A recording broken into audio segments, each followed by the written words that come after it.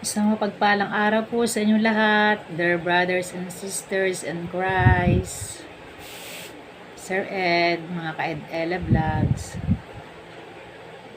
Ang akin pong i-share na Bible verse for today ay mula po sa aklat ni San Lucas, pagbasa, Kabanata 1, talata 37.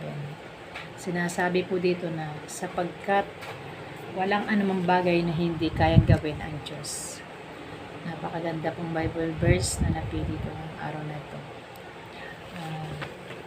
Ang ating pong Panginoon ang may plano para sa atin.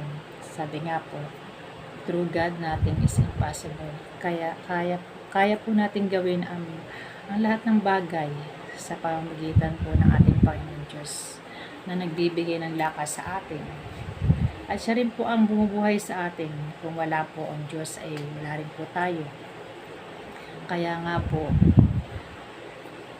kahit nasan man po tayo, ikaw, tayong lahat ngayon, ay kaya natin gawin. Yung tila po imposible, pero kaya po natin gawin sa pananalig po natin sa ating Diyos. Lahat po ng bagay ay sa Kanya po lang natin iasa. At siya po ang manguna sa ating buhay.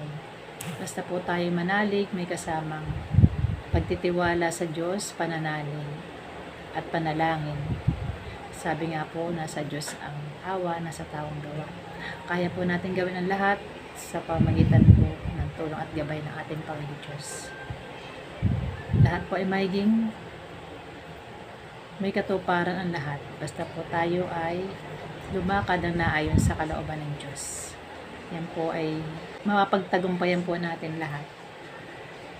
Tayo po ay humayo sa pananalig at pananampalataya sa Panginoon dahil through God nothing is impossible. Maraming salamat po sa inyong pakikinig. God bless us all.